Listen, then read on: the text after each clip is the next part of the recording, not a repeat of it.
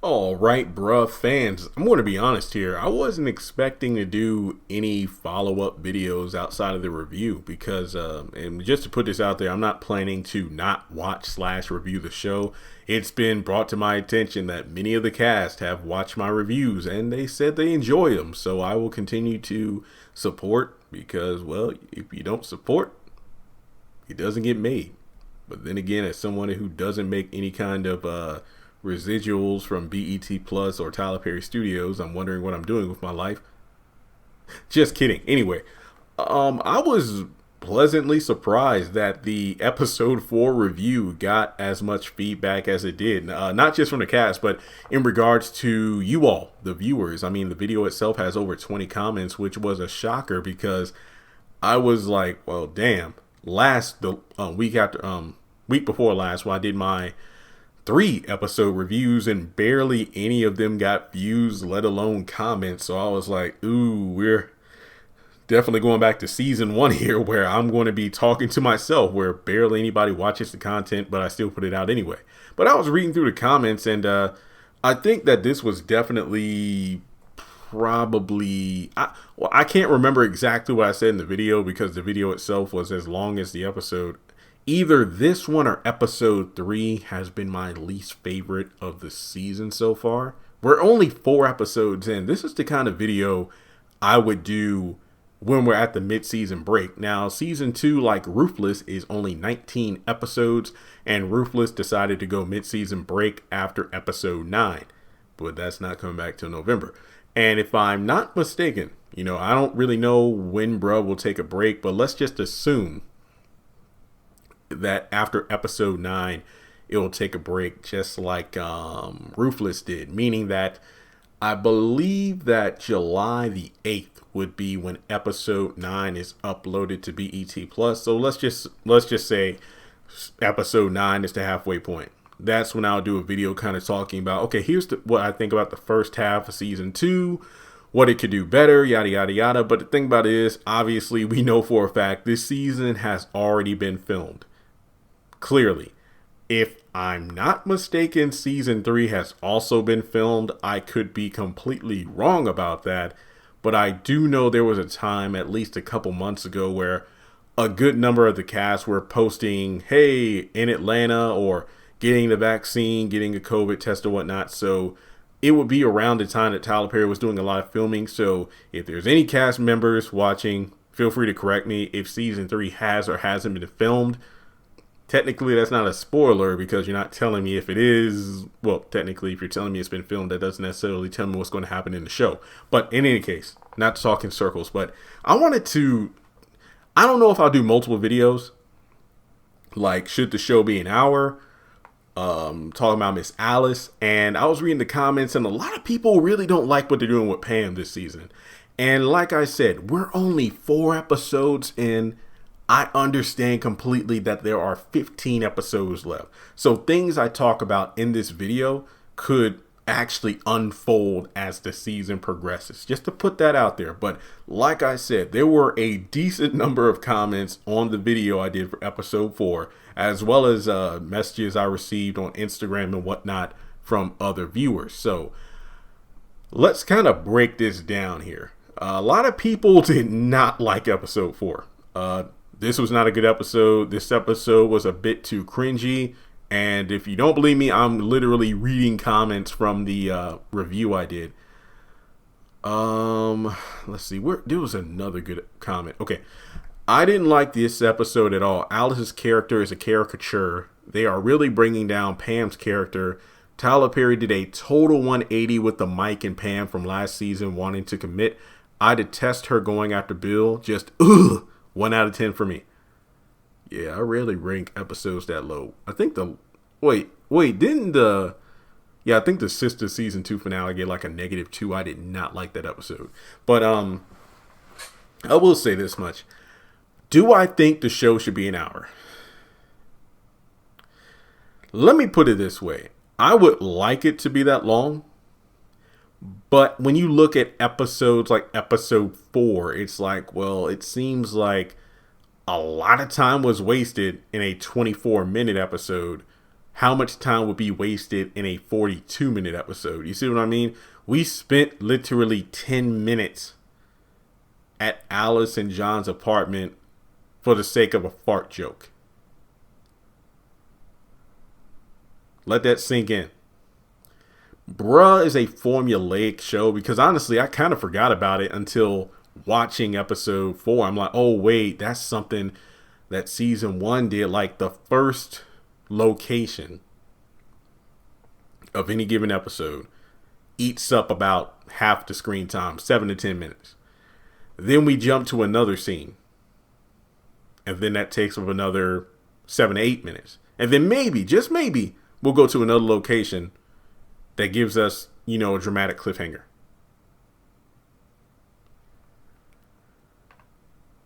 Then I remember that season 2 was filmed in 4 or 5 days. I'm like, oh, yeah, that makes sense. Because when you watch episode 4, it's like, I see how they filmed it that fast. Now, if nothing else, I think we should at least get 2 episodes a week. Because even though I like bruh, I think a majority fans, I don't want to say don't enjoy it as much as I do, but they feel like it isn't as strong a show as Ruthless to warrant getting a BET Plus subscription. And I'm going to be completely honest, I can understand that. It's not even 30 minutes per episode. You only get 1 a week. Is it worth the $9.99 plus tax a month for only 4 episodes? No. If they put out maybe half the season, or maybe even the whole season at once, yes. Because I feel like, we live in a day and age where we're kind of spoiled. It isn't like back in the day where before streaming or DVR, you had to watch stuff as it aired. I mean, if you didn't catch the rerun, then you're pretty much screwed. You just had to move on to the next episode.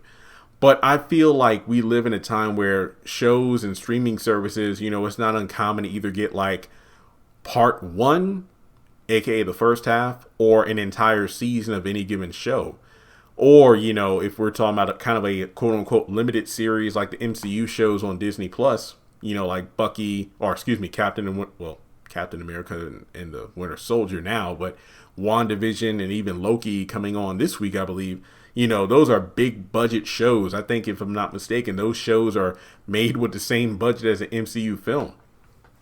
So those big events, which get people to subscribe to Disney Plus and causes a lot of trending topics each week, yeah, that's worth 1 episode per week. But with bruh, nah.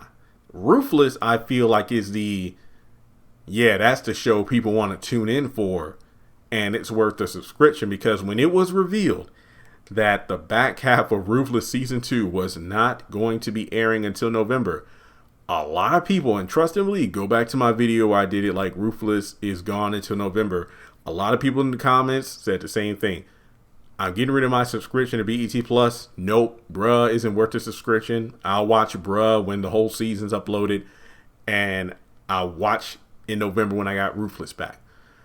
So personally, I think that bruh, again, should either give us multiple episodes a week or at least drop the first half of the season. Because more often than not, an episode will happen and it really doesn't get started until like the last couple minutes. Almost like, I wouldn't say it's as, aggravating as, let's say, The Pains was on our own, where the entire episode would just drag until like the last 2 minutes.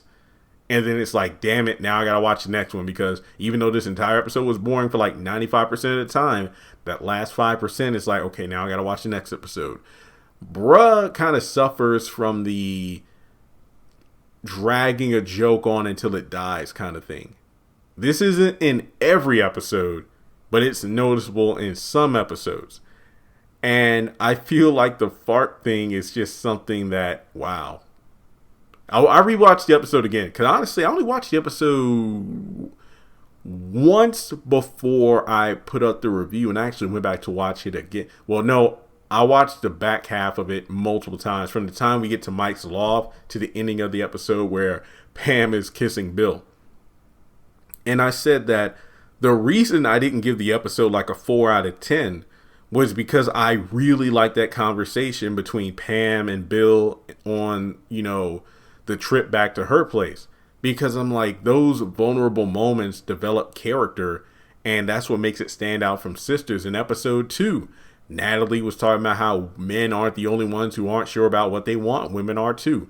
And in episode 4, Pam was saying, hey, the reason I'm probably the reason I am the way I am, wanting multiple men, because I can't get everything I need from one man. Maybe it has to do with daddy issues. Those vulnerable moments from the women in a male-driven show is what separates Bruh from Sisters, where in Sisters, the women just seem to refuse to acknowledge when they are wrong and that all men are shit. And I feel like that's what makes Bruh better than Sisters, despite the fact that Sisters is the one with these stellar ratings and it's on BET versus BET Plus. Because I honestly have no idea why Bruh Season 1 isn't being played on BET. Kind of like how when they put out Ruthless Season 1 and people were losing their damn minds. Ruthless! Wow, where's this show? What? Wait, Jeremy, why are you reviewing episodes that I haven't seen yet? It's like, well, if you were a real fan. No, I'm just kidding, because I know not everybody has the extra spending money for BET Plus, but Ruthless got people going, yo, I gotta watch the season now, or the series now. And I get it. People pay enough in cable subscriptions as it is, and not to mention, look, to be completely honest, despite my love for certain products of BET Plus, I wouldn't give up Disney Plus for BET Plus. I wouldn't give up Netflix for BET Plus. Not to mention, I still don't have Paramount Plus yet. Like I said, I'm not planning to get that until I get the house situation set up, because I only got like maybe a couple more weeks in my apartment, and there's no need of me adding another streaming service to my subscription list and then being at home where there's crappy Wi-Fi and not being able to watch it. So maybe next month, fingers crossed I got the house by then, I'm able to have my internet and everything installed, so then I'll get Paramount Plus. But BET Plus is low on the totem pole, I'll put it that way. And I definitely feel like Bruh would get more love if it was on BET, at least season 1. That's all I'm saying.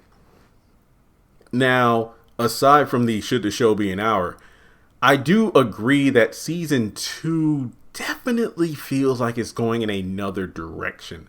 I mean, I mentioned this in my episode 3 review, and I talked about how even though the Pam and Mike scene was interesting, it felt out of place. Like, Mike and Pam, look, if you don't believe me, go watch the last 2 episodes of season 1, where Andy from Sisters, Andy was in Mike's loft, and they were having an interesting discussion. I think Andy wanted a male's perspective on, men in general, men not being mature and things like that. And then when Mike wasn't even Mike's whole thing is being an asshole, but he was actually bringing up a solid point to Andy. Andy was in character from Sisters, where she wants people to say what she wants to hear. But the moment you begin dropping truth bombs or anything that makes it seem like she's the one out of pocket, she'll shut you down.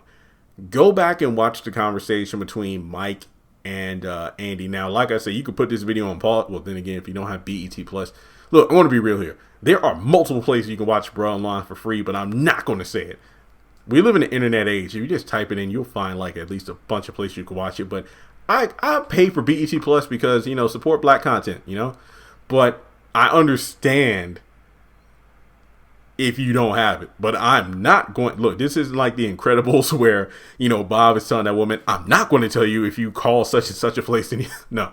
I just feel like Andy pretty much proved my point as to why Bruh is superior to Sisters, where Mike was just saying, well, yeah, men, we're immature. We don't know what we want sometimes, yada, yada, yada. And he's like, exactly. But then it's like, well, yeah, don't women do the same thing? It's like sometimes you all don't know what you want. You play games, and then Andy didn't want to hear that. So Pam shows up. Okay, let me try to give you a quick recap. Mike wanted to commit, pretty much prove to Pam that, you know what, I'm done. But he wanted to turn in his player cards. Card, even though I say cards because, Mike's a player. He wants to commit, only be dating Pam exclusively. Pam is unsure. She makes it clear, look, I have trust issues, have had issues with my dad and whatnot. and cashing in or basically putting all of myself into one man is a big deal for me, and I'm hesitant to do it. So she finally agrees, and I do believe there was the episode called The Slow Walk where she's like, look, let's kind of take it slow, let's ease into this. And then Andy comes over, she goes to the restroom, and Mike calls Pam.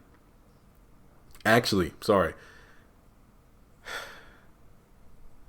He calls Pam begging her to come by, fix dinner, and spend the night with him, even though she said take it slow. Then Andy had come over to work with him. Then he calls and cancels in a very asshole-like way. He doesn't even do a good job explaining or even apologizing. Hey, Pam, I'm sorry. I know I begged you to come over. And then she's like, yeah, I just went to the grocery store. Or I just did this and that to get the food. And he literally blows her off saying, yeah, I got to work late. Then she comes over. Andy's there. And then those two gang up on gang up on Mike the same way Natalie and Regina teamed up on Bill. The only difference was Mike wasn't all up in Andy's you-know-what like Bill was to Natalie. But basically, he was attracted to her, and, he was kind of flirtatious, but it wasn't like they were having sex right then and there. So Pam shows up, and then after Andy leaves, Pam sits down and basically is like, what do you want? And this was a very well acted scene, even though I feel like the only flaw of the scene is that when Pam is like yelling and telling Mike to use your words and talk, it's like every time he would try to say something, she would cut him off. But either way, she made it clear I can't do this with you because, Mike was like, I just wanted to see. Basically, he wanted to see if the grass was greener with Andy. Basically, just wanted to see how far he can get with her, even though he made it clear to Pam that I want to, be one-on-one, no more of this player stuff, no more of us, seeing other people. I just want to see you. So when Pam leaves and Mike was emotional, he like threw a chair. It was like, fuck. But it's like, then the next time Pam shows up, she's just drunk. And it's like, wait, what? Like, there's no context here. No, it felt like that scene was very disconnected from the last time we saw Mike and Pam. So I feel like that's why some people aren't really relating to the Pam we're seeing in season 2. And I completely agree. I mean, this was a major turning point for Mike. The fact that I want to commit, but I still have some of my player tendencies. You could tell Pam broke his heart, despite the fact that, Mike really broke hers. So then she comes back drunk and Mike is cold towards her, but we kind of don't know why. I mean, she walked out on him, but to be completely honest, she had every right to, especially after the way he made her feel. So it's a lot lost in translation here. You see what I mean? It's almost like the difference between season 9 of House of Pain and watching the premiere of season 10, which I thought was a stellar episode. But when you watch the horrific season that was season 9, it feels like a lot of things shifted. Like the way Lisa was reciting Shakespeare and whatnot. It's like, wait a minute, what? And she's like, yeah, y'all always judge me and whatnot. It's like, well, Lisa, looking at season 9, there was no indication you knew that kind of stuff. So, this season is definitely taking characters in a new direction, which I don't think is a bad thing. But again, it was a major emotional moment between Pam and Mike in their relationship, and it kind of feels like it's been scrapped.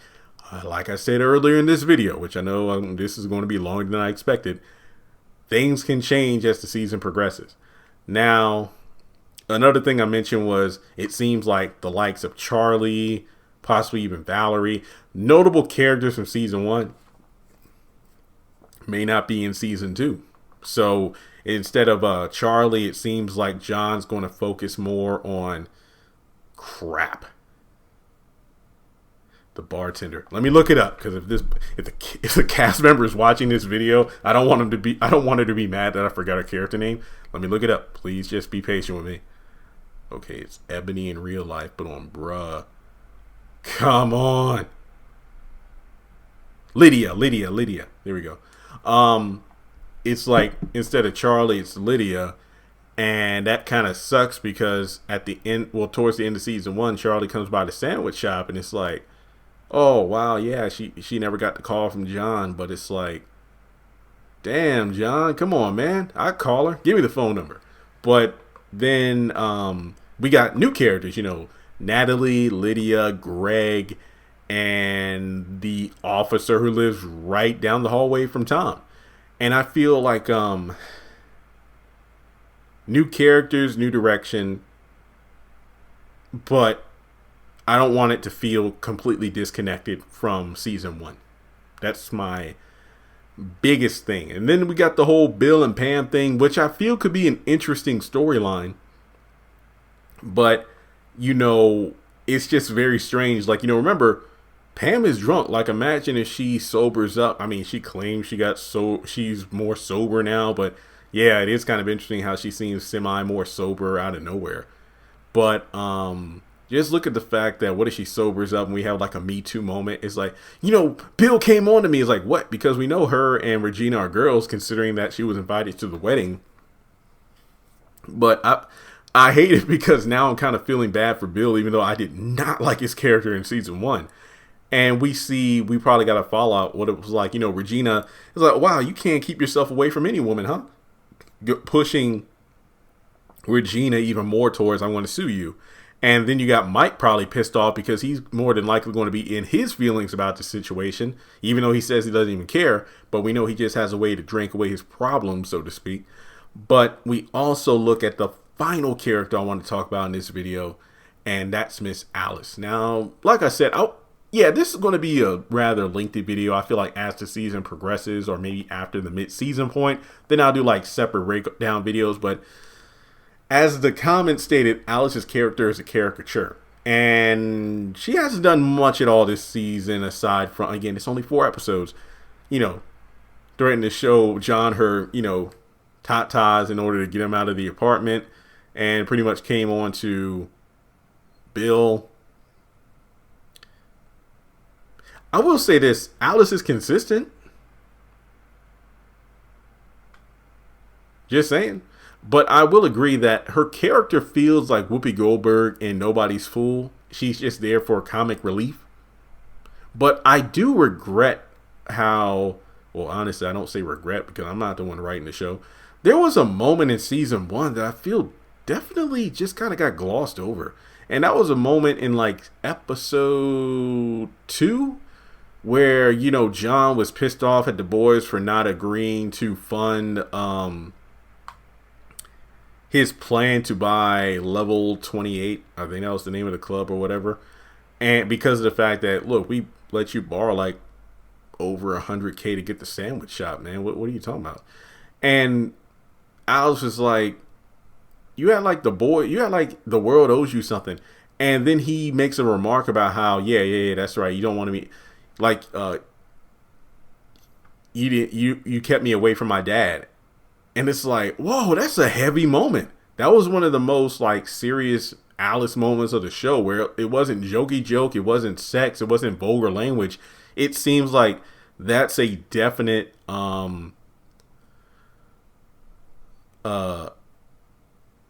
stain on their relationship. And it just went totally unexplored. So I feel like if there was a way to kind of write Alice a little differently, it would be to explore more of her past with John. Of course, when it was revealed why John got arrested in college and whatnot, she seemed to lighten up just a little bit towards John. But the vulgarness and whatnot is something that hasn't been, toned down, because like they say, older people don't really have a filter. But I feel like some fans don't like Alice that much because of how her actress has been seen in more consistently toned down, good-natured, good-hearted characters. Like, heck, I was watching the class reunion and What's Done in the Dark plays on BET Plus over the past week, and I'm like, wow, yeah, you definitely don't see Miss Alice in these characters. But I understand that, in this show, it seems like in almost every Tyler Perry show that has comedy in it, I feel like Sistas is more of a dramedy, emphasis on the drama, than Bruh is. Bruh seems to lean towards more of the comedy aspect with the drama sprinkled in, and then Sistas is vice versa. So, Alice is to Bruh what, let's say, Danny and Maurice are to Sistas. That over the top vulgar character to kind of balance out the the storylines of the main cast per se. So I hope that we get more of a story with her character. Like, I knew the heart attack wouldn't be as serious as the episode 3 cliffhanger made it out to be, but I was hoping that, wow, what if Alice really almost or had a heart attack, and that kind of toned her down just a little bit in regards to the constant sexcapades and whatnot. And it's like, yeah, that guy just ran out on her, so it's like, wow, I could have died, and that man just walked out, ran out of the apartment and left me. So maybe that would change her perspective on men in general, like in terms like these strangers she just invited into her bed, as opposed to looking for a solid relationship. But no, it's a fart joke. So I hope they do something different with Alice as the show progresses. But again, hey, if not, oh well. So that's overall kind of my not quick, this video is almost 30 minutes long. But like I said, this probably would have been split into like 3 separate videos if we were at the mid-season so far. But yeah, I remember last week or week before last, the cast did a pretty lengthy live stream on Instagram, which I don't think Barry saved. I was mad about that. Save it to IGTV. I could be wrong, but I checked and I didn't see it. But he had, and I didn't even know Instagram allowed you to have like 4 people on live. They must have changed it. But yeah, he had like pretty much all the cast on there, at different times, where he would interchange it. He would be on there with the Bruhs, then he would have Regina on there, then he would have Pam and Michael on there, then he'd have the new characters on there. I think Alice was like the only one not in that live, but they talked about how things would get crazy. We would see more interactions between different characters. Like, I think there was supposed to be a Mike and Regina moment coming up, and of course, Bill and Pam. And I'm not rooting for Bill and Pam, and I'm not saying that I'm Pam and Mike forever. I'm just feeling like Bill needs to work on Bill, he needs to figure out what he wants, as opposed to, just hopping in bed with, this person and that person. So overall, I can completely understand if you feel like, what, I'm going to wait till season 2 is all done and then I'll binge it. Or, by the time Ruthless comes back in November, well, then again, let's see. Maybe by the time Ruthless comes back, Bruh will have wrapped up season 2. I don't know. But either way, yeah, I feel like a lot of people just binge season 2 when it's over. Of course, I'm going to watch week to week because people expect my reviews. And all I'm saying is, please watch it, because the more views it gets, the more willing I am to, yay, let's get it out there. But then again, since the cast does enjoy the reviews, then I know I need to get the reviews out right away. So yeah, can't disappoint them because I love what they do, even if I might not love where their characters are headed in terms of their direction in season 2. But like I said, the season is still young, and I am not, because I turned 30 in like 2 months. Oh God, I'm old. So be sure to let me know your thoughts in the comment section below. What are your thoughts? Do you like where season 2 seems to be taking some of the characters? Are you a bit disappointed? Like, I feel like for me, the Mike and Pam thing is probably the biggest. Oh, I wish we got more context on that. Because kind of like Ruthless, maybe not to the same extent, but it feels like Bruh is becoming more of a separate entity than being connected to Sistas. Because if I'm not mistaken, there has only been one, and I mean one, reference to Bruh in Sistas so far, and that was in early season 2 when Andy was in need of legal assistance, and I think Fatima brought up Mike's name, and then Andy was like, no, he's an asshole. And then Hayden was the one recommended to help out Gary and Andy during early season 1 with the feds. And then, of course, during season 1 of Bruh, Andy showed up in about 3 episodes. Bellamy even showed up which showed us that the storyline of Bruh takes place prior to even episode 1 of Sistas. However, in episode 1 of season 2, George Floyd was brought up, and I'm like, no, you've literally destroyed the timeline. So I feel like Bruh is probably going to be a show that's going to be as separate from Sistas now as Ruthless is to The Oval, you know, from Tally still being alive. But then again, in season 2 of The Oval, we have freaking Ruthless characters. So it seems like the shows are becoming, it's like the longer the shows go on, the closer they're going to be merging together, even though Ruthless is way behind timeline-wise in The Oval. So with Bruh, it's going to be kind of weird, but maybe we'll see. Hell, I don't know. Maybe there'll be Sistas characters in season 2. I don't know. But I will say that I understand how season 1 of any given show can be going in one direction, but things get switched up in the next season. That's not uncommon, but I just, again, go back and watch the